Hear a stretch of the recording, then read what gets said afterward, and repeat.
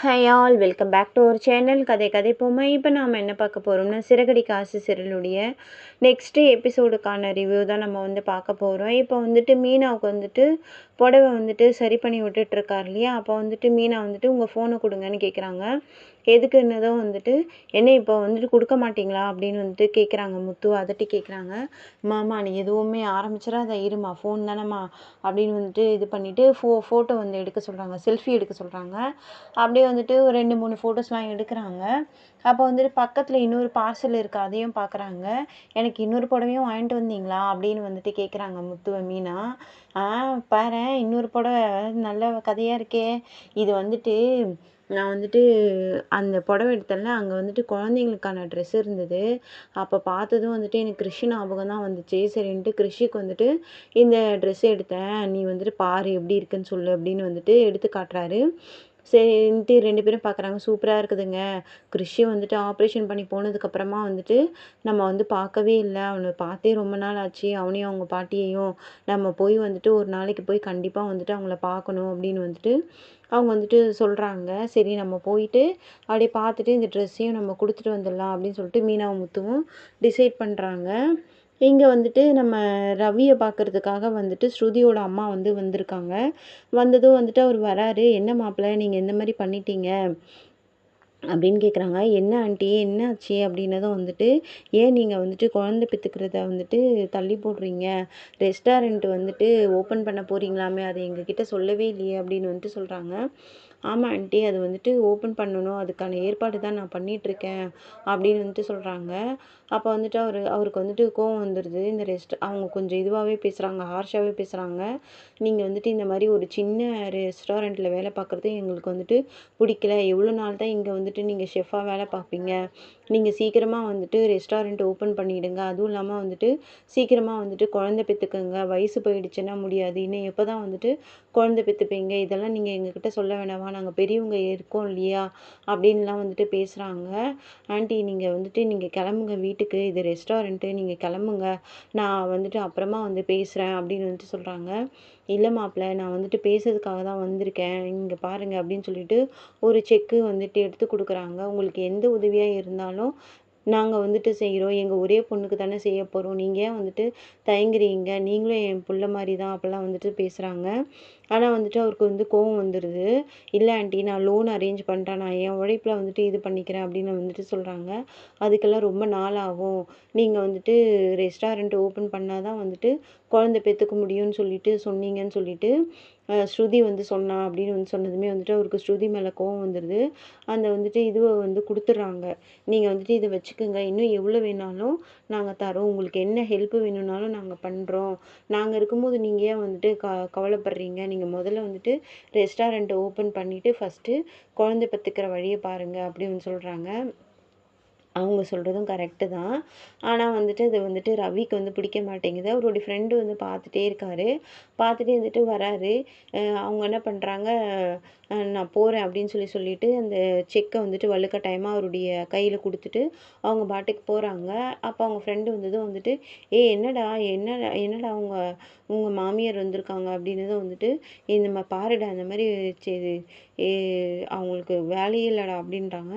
என்னடா ரெஸ்டாரண்ட்டு அது இதுன்னு பேசுகிறாங்க, ரெஸ்டாரண்ட் ஓப்பன் பண்ண போறியா, சூப்பர்ரா அப்படிலாம் சொல்கிறாங்க. அந்த மாதிரி செக்கை பார்க்குறாரு. செக்கை பார்த்தோம், பிளாங்க் செக் பரவாயில்லையேடா, நீ ஓப்பன் பண்ணுறதுக்கு இந்த மாதிரி கொடுக்குறாங்க. டே நான் எங்கள் அப்பா பணத்தையே வாங்கக்கூடாதுன்னு நினைக்கிறவன், இவங்க கொடுக்குற பணத்தை நான் எப்படா வாங்குறது, அதை வரதட்சணை மாதிரி ஆகிடும்டா அப்படின்னு சொன்னது. என்னடா இது மாமியார் வீட்டு சொத்து தானடா, அது உனக்கும் சேர வேண்டியது தானே, என்ன இப்போ அதில் ஒன்றும் இது இல்லையேடா, வாங்கிக்கிறதுல ஒன்றும் தப்பு கிடையாது அப்படின்னு அதெல்லாம் என் தன்மானத்தை இது போடுற மாதிரிடா, வலை பேசுகிற மாதிரி, எனக்கு அது பிடிக்காது, நான் என் சொந்த உழைப்பில் தான் ரெஸ்டாரண்ட் வைக்கணும்னு ஆசைப்பட்றேன் அப்படின்னு சொல்லிட்டு நீ கொஞ்ச நேரம் நான் கொஞ்ச நேரத்தில் வந்துடுறேன், இதை பிடிடா அப்படின்னு சொல்லிட்டு அவருடைய யூனிஃபார்மை கழட்டி அந்த ஏப்ரன்லாம் போட்டிருக்காரு. அந்த ஏப்ரன் அந்த இது ஒரு மாதிரி ஹேட் மாதிரி போட்டிருக்காரு, ஹேட் மாதிரி போட்டிருக்காரு. அதையும் கழட்டி கொடுத்துட்டு அவர் பாட்டுக்கு போகிறாரு. இருடான்றாரு. ஆனால் அவர் போட்டுட்டு அந்த செக் எடுத்து பேண்ட் பாக்கெட்டில் வச்சுட்டு போகிறாரு. இங்கே ஸ்ருதி டப் பண்ணிகிட்ருக்காங்க. "என்னம்மா இது பண்ணிடலாமா, டேக் போகலாமா?" அப்படிலாம் வந்து சொல்கிறாங்க. போகலாம் சார்" அப்படின்னு வந்துட்டு சொல்கிறாங்க. ஒரு தடவை ரிகல்சல் பார்த்துக்கிறீங்களான்னதும், "இல்லை இல்லை அப்படியே போகலாம்" அப்படின்னு வந்து சொன்னதும் வந்துட்டு, இங்கே வந்துட்டு இவரு வந்துட்டு நின்றுட்டு கோவமா வந்து நின்றுட்டு அங்கே வந்துட்டு கால் பண்ணுறாரு. கால் வந்து கட் பண்ணி விட்றாங்க. "என்னாச்சுமானதும்?"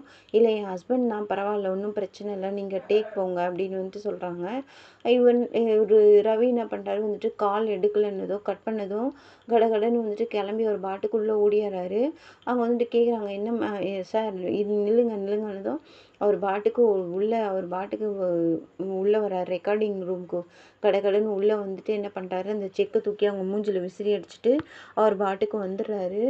வந்ததும் வந்துட்டு என்னாச்சு, செ பிளாங்க் செக்கு இது வந்துட்டு அப்பாவோட செக் மாதிரி இருக்கே அப்படின்னு சொல்லிட்டு பார்க்குறாங்க.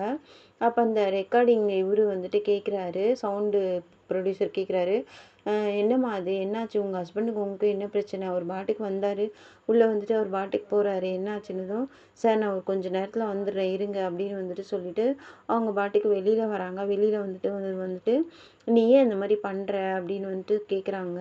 இது என்னது இது, உங்கள் அம்மா எதுக்கு வந்து ரெஸ்டாரண்ட்டுக்கு வந்து இந்த மாதிரி வந்துட்டு செக் கொடுத்துட்டு போகிறாங்க, நான் என்ன உங்கள் வீட்டில் பணமாக கேட்டேன் அப்படின்னு வந்துட்டு கேட்குறாங்க.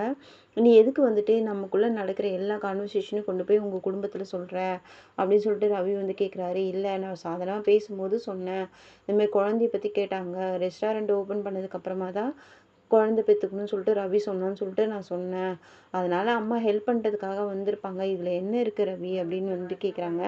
இது வந்துட்டு தப்பு ஸ்ருதி, இதெல்லாம் வந்துட்டு பண்ணக்கூடாது, இதன் மேலே வாங்கி நான் ரெஸ்டாரண்ட் ஓப்பன் பண்ணணுன்னா அது எனக்கு தேவையே கிடையாது அப்படின்றாங்க. நீ ஏன் வந்துட்டு இந்த மாதிரி பேசுகிற, இப்போ ரோகிணி கூட வந்துட்டு மனோஜுக்கு வந்துட்டு கடை வச்சு கொடுக்கறதுக்காக அவங்க அப்பா கிட்டேருந்து பணம் வாங்கி தரலையா, அந்த மாதிரி தானே நான் வந்துட்டு உனக்காக வாங்கி கொடுத்தேன், இதில் என்ன தப்பு இருக்கு ரவி, எது தப்பு ஸ்ருதி, இது எனக்கு தேவையே கிடையாது அப்படிலாம் வந்துட்டு அவர் சொல்கிறாரு. அந்த இப்போ உனக்கு வந்துட்டு பிடிக்கலன்னா அந்த இது வந்துட்டு செக்கை வந்துட்டு இது பண்ணிட்டு போ, அதுக்கே வந்துட்டு இந்த மாதிரிலாம் பிஹேவ் பண்ணுற அப்படிலாம் வந்துட்டு சொல்லிட்டு அவங்க வந்துட்டு இது பண்ணுறாங்க. உடனே ரவியும் கிளம்பிடுறாரு. இவங்களும் அப்படியே ரொம்ப சோகமாயிடுறாங்க. அப்புறம் வந்துட்டு இங்கே வந்துட்டு என்னான்னா, இவங்க நம்ம கிறிஷோட பாட்டியும் இருக்கிறாங்க. கிறிஷ் வந்துட்டு ரோட்டில் வந்து நின்று பார்த்துட்ருக்காரு. "என்னடா ஏன்டா வந்திருக்க, இல்லை ஃப்ரெண்ட்ஸ் எல்லாம் வர்றாங்கன்னு சொல்லிட்டு பார்த்துட்ருக்கியா?" அப்படின்னு வந்துட்டு கேட்குறாங்க.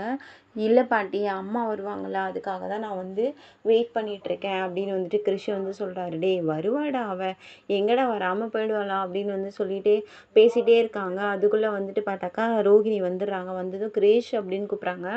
கிரிஷ் வந்துட்டு குழந்தை வந்துட்டு கடகடன்னு ஓடி போய் அப்படியே அந்த காம்பவுண்ட் சுவர் மேலே ஏறி குதிச்சு அப்படியே ஏறி உட்காந்துட்டு அப்படியே வந்துட்டு ரோகிணி கிட்ட போகுது. "என்னடா என்னடா மெதுவாடா, என்னடா ஆச்சு" அப்படின்னு வந்துச்சு. "அம்மா நீ வரமாட்டேன்னு நினச்சேம்மா, நீ வந்துட்டம்மா" அப்படின்னு வந்து சொல்கிறான். அப்போ வந்துட்டு அவங்க சொல்கிறாங்க, "கல்யாணி நீ வரமாட்டேன்னு நினச்சேன், பரவாயில்ல வந்துட்ட" அப்படின்னு வந்து சொல்கிறாங்க. "அது எப்படிம்மா, என் பையன் பிறந்த நாளுக்கு நான் வராமல் இருப்பேனா" அப்படின்னு சொல்கிறாங்க. "சரி வாடா போகலான்னு, நீ தான் என்னை தூக்கிட்டு போகணும்" அப்படின்னு வந்துட்டு கிரிஷ் வந்து சொல்கிறான். உடனே "சரி வா நான் தூக்கிட்டு போகிறேன்" அப்படின்னு சொல்லிட்டு ரோமி வந்து கிறிஷை வந்து தூக்கிட்டு உள்ளே போகிறாங்க. உள்ளே போனதும் வந்துட்டு அப்புறம் எல்லா அரேஞ்ச்மெண்ட்ஸ் எல்லாம் பண்ணிகிட்டே இருக்காங்க. அது பேசிகிட்டு இருக்காங்க 2 3 பேரும். பேசிட்டே இருக்கும்போது வந்துட்டு, "அம்மா நான் வந்துட்டு எனக்கு அவங்க ட்ரெஸ் எடுத்துகிட்டு வந்ததெல்லாம் கொடுக்குறாங்க, நான் போய் போட்டு வரேம்மான்னு" சொல்லிட்டு போட்டு வராங்க. இந்த தடவை தான் வந்துட்டு எப்போவுமே வந்துட்டு அத்தை வாங்கி கொடுத்தாங்கன்னு சொல்லுவேன். இப்போ வந்துட்டு நான் வந்துட்டு எங்கள் அம்மா வாங்கி கொடுத்தாங்கன்னு சொல்லிட்டு நான் ரொம்ப பெருமையாக சொல்லிப்பேன். அப்புறம் ஒரு ஃப்ரெண்டோட பேர் சொல்லிட்டு அவன் வந்துட்டு என்னை வந்துட்டு எப்போவுமே வந்து கிண்டல் அடிச்சுட்டே இருக்கான். அம்மா இல்லைன்னு சொல்கிறாம்மா. நான் இது எங்கள் அம்மா வாங்கி கொடுத்த ட்ரெஸ்ஸுன்னு சொல்லிட்டு அவன்கிட்ட நான் பெருமையாக சொல்லிப்பேன் அப்படின்னு வந்துட்டு குழந்தை வந்து சொன்னதும் வந்துட்டு அவங்களுக்கு அப்படியே ஒரு மாதிரி ஆயிடுது. அப்புறம் வந்துட்டு என்ன சொல்கிறாங்கன்னா ரோகிணி வந்துட்டு, "கிரேஷ் இப்போ வந்துட்டு நீ வந்துட்டு அம்மான்னு இப்போ நீ சொல்லக்கூடாதுப்பா, அதுக்குன்னு ஒரு டைம் வரும்" அப்படின்னு வந்துட்டு சொல்கிறாங்க. ஒரு மணி நேரம் கழித்து சொல்லட்டுமா அப்படின்னு சொல்லிட்டு அந்த குழந்தை அப்படியே இன்னோசென்ட்டாக சொல்லுது. அப்போ வந்துட்டு, "இல்லைப்பா அதுக்குன்னு ஒரு நேரம் காலம் வரும், அப்போ வந்துட்டு அம்மாவே வந்துட்டு சொல்கிறேன், நீ தான் என் பிள்ளைன்னு சொல்லிட்டு நான் சொல்கிறேன்" அப்படின்னு வந்து சொன்னதுமே வந்துட்டு அந்த குழந்தை புரிஞ்சுக்குது. "சரிம்மா நீ எப்போ சொல்கிறியோ அப்போவே நான் சொல்கிறேன்" அப்படின்னு வந்துட்டு சொல்லிட்டு அவங்க அம்மாவை போய் கட்டிக்குது. அப்புறம் ஆனா வந்துட்டு பாட்டிக்கு வந்துட்டு அப்படியே சோகமாயிடுறாங்க. "என்னடா இது?" அப்படின்னு சொல்லிட்டு. அப்போ அதுக்குள்ளே வந்துட்டு என்ன பண்ணுறாங்க, "நீ போய் ட்ரெஸ் மாற்றிட்டு வந்து போய் ட்ரெஸ் மாற்றிட்டு வரான். அம்மா இது நல்லா இருக்கானது சூப்பராக இருக்குடா" அப்படின்னு வந்துட்டு சொல்லிகிட்டே இருக்காங்க. அதுக்குள்ளே வந்துட்டு இவங்க கூப்பிட்ட எல்லாருமே வராங்க. வந்ததும் ரோகிணி பேர் அங்கே கல்யாணி தானே, கல்யாணியை பார்த்துட்டு எல்லாருமே வந்துட்டு விசாரிச்சுட்டே இருக்காங்க. எல்லாம் அரேஞ்ச் பண்ணிகிட்டே இருக்காங்க. "அம்மா கேக்லாம் எடுத்துகிட்டு வந்துருமா, வந்துட்டு மெழுகுவர்த்திலாம் எடுத்துகிட்டு வந்து இந்த கத்திலாம் வந்துட்டு இது இருக்குது பாரு" அப்படின்னு சொல்லி கிச்சனில் இருக்கு பாரு, நான் எடுத்துகிட்டு வரேன்னு சொல்லிட்டு ரோகிணி கரெக்டாக போகிறாங்க. கரெக்டாக வந்துட்டு இங்கே நம்ம முத்துவும் மீனாவும் வராங்க. வந்ததுமே வந்துட்டு வராங்க. கிருஷி ஓடி போயிட்டு முத்து மேலே ஏறிக்கிறான்.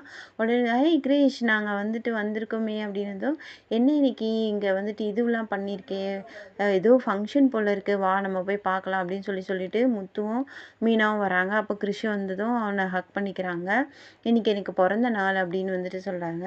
"பரவாயில்லையே, இன்னைக்கு வந்துட்டு விசேஷமான நாளுக்கு தான் நாங்கள் வந்திருக்கோம்" அப்படின்னு வந்துட்டு சொல்லிகிட்டே வராங்க. அப்போ பார்த்து கரெக்டாக வந்துட்டு இவங்க ஹாலில் நிற்கும்போது கரெக்டாக ரோகிணி அந்த பிளேட்ஸ் எல்லாம் எடுத்துகிட்டு அப்படியே கத்திலாம் எடுத்துகிட்டு வராங்க.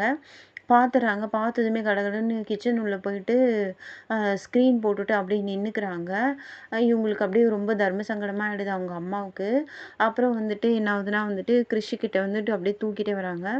"நாங்கள் வந்துட்டு இந்த மாதிரி ட்ரெஸ்ஸு நேற்று காஞ்சிபுரம் போனேன், மீனாவுக்கு புடவை எடுத்தேன், அப்படியே கிருஷிக்கும் ட்ரெஸ் எடுத்தேன், அதை கொடுக்கலான்னு வந்தேன். நாங்கள் வந்துட்டு சாதாரணமாக தான் கொடுக்க வந்தோம், அதுவே வந்துட்டு பிறந்த நாளுக்கு கொடுக்குற மாதிரி ஆயிடுச்சு பாரு" அப்படின்னு சொல்லிட்டு, "ஓ பரவாயில்லையே, அங்கே கேக்கெல்லாம் ரெடி பண்ணி வச்சுருக்காங்களா, பரவாயில்லையே கேக்கெல்லாம் ரெடி ஆகிருக்கே, நம்ம வந்துட்டு அப்போ கட் பண்ணலாம்" அப்படின்னு சொல்லிட்டு இது பண்ணிகிட்டே இருக்கும்போது கிருஷ் வந்துட்டு அம்மான்னு சொல்கிறான். "என்ன இவன் அம்மான்னு கேட்குறான்" அப்படின்னு வந்துட்டு மீனா கேட்குறாங்க. "இல்லைப்பா, கேக்கு வெட்டுறதை பற்றி தான் அவன் சொல்லுவான்" அப்படின்னு வந்துட்டு சொல்கிறாங்க. ஆனால் வந்துட்டு குழந்தை என்ன பண்ணுதுன்னா கிச்சனை வந்து எட்டி எட்டி பார்த்துட்டே இருக்குது.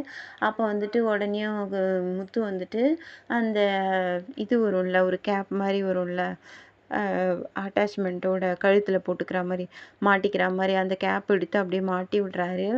மாட்டி விட்டு அப்படியே தூக்கிக்கிறாரு. "சரி கேக் வெட்டலாமாடா" அப்படின்னு வந்துட்டு சொன்னதும் வந்துட்டு அப்போ எல்லோரும் வந்துடுறாங்க. வந்ததும் வந்துட்டு "அம்மா கல்யாணி வரலையா?" அப்படின்னதும் வந்துட்டு "கல்யாணி வரலை, அவள் வந்துருவாம்மா, பக்கத்தில் தான் போயிருக்கா, வந்துருவா" அப்படின்னு சொல்லிட்டு அவங்க அம்மா வந்து சமாளிக்கிறாங்க. சரி நம்ம கேக் வெட்டலாம் அப்படின்னு சொல்லிகிட்டே இருக்கும்போது வந்துட்டு அம்மா அம்மான்னு சொல்லிட்டு வந்து நம்ம கிருஷி வந்து சொன்னதும் வந்துட்டு முத்துக்கு வந்து ஒரு மாதிரி ஆயிடுது. "சரி கொஞ்ச நேரம் இருங்க, நான் உங்ககிட்ட பேசிட்டு வந்துடுறேன், அம்மா வாங்க" அப்படின்னு சொல்லிட்டு கூப்பிட்டு போகிறாரு. "என்னப்பா கேக் வெட்டலாம்ப்பா" அப்படின்னதும் இவங்க வந்துட்டு அப்படியே ஒரு மாதிரி ஆயிடுது. "இல்லைம்மா, நான் 5 நிமிஷம் பேசுகிறேன், உங்ககிட்ட பேசணும்" அப்படின்னு சொல்லிட்டு கிருஷியை தூக்கிட்டு அப்படியே வராங்க. முத்துவும் மீனாவும் அவங்ககிட்ட வந்து பேசுகிறாங்க. "என்னம்மா இது, ஏன் கிருஷி வந்துட்டு சோகமாக இருக்கான்னு நாங்கள் நினச்சோம், நீங்கள் வந்துட்டு அவங்க அம்மா வந்துட்டு வரலையா? அவங்க அம்மா தான் இல்லையே, அவங்க அத்தை தானே இருக்கிறாங்க, அவங்க அத்தையெல்லாம் வர வச்சிருக்கலாம்ல" அப்படிலாம் வந்துட்டு சொல்கிறாங்க. அவங்களுக்கு வந்துட்டு அப்படியே ஒரு மாதிரி ஆயிடுது. இவங்க வெளியில் வர்றதை பார்த்துட்டு நம்ம ரோகிணி வந்துட்டு அப்படியே கிளம்பி வந்துட்டு வெளியில் போயிடுறாங்க. நல்ல வேளை அந்த காம்பவுண்டு கிட்ட போயிடுறாங்க. போயிட்டதும் வந்துட்டு அப்படியே ஒளிஞ்சு நின்று பார்க்குறாங்க. பார்க்கும்போது வந்துட்டு இவங்க பேசுகிறது வந்து கேட்குது. "ஏம்மா, அவங்களுக்கு ஃபோன் பண்ணி கொடுங்க, நான் வந்து பேசுகிறேன், குழந்தைய வந்துட்டு ஆப்ரேஷன் பண்ணப்போ தான் வரல, இப்போயாச்சும் வரலாம்ல" அப்படின்னு வந்துட்டு முத்து வந்து கேட்குறாரு.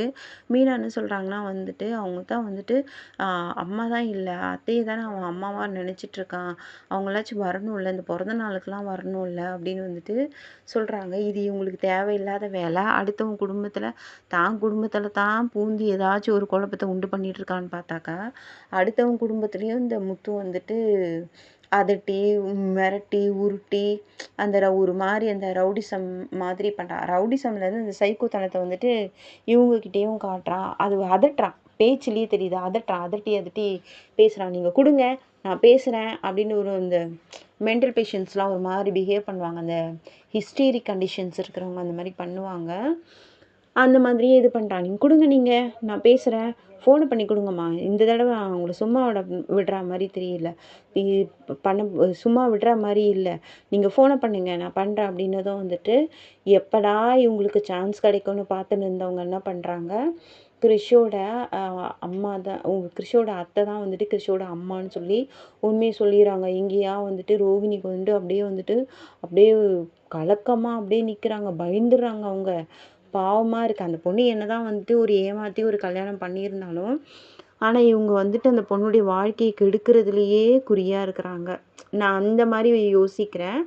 உங்களுக்கு எப்படி தோணுதோ அந்த மாதிரி வந்துட்டு யோசிச்சுக்கலாம். ஏன்னா அவங்களுக்கு ஆல்ரெடி ஒரு மேரேஜை வந்து இவங்களாம் வந்துட்டு இது பண்ணி கெடுத்து விட்டாங்க. இவளா ஒரு மேரேஜ் வந்துட்டு ஒரு பொய்யை சொல்லி ஒரு மேரேஜ் இது பண்ணிட்டாங்கன்னா அந்த வாழ்க்கையும் இந்த தாய் வந்து கெடுக்கணும்னு தான் பார்க்குறாங்க. அவளே சொல்கிறா, நானே சொல்லி புரிய வச்சு அந்த இது பண்ணிக்கிறேன்றா. ஆனால் இவங்க வந்துட்டு அர்ஜென்ட் பண்ணுறாங்க.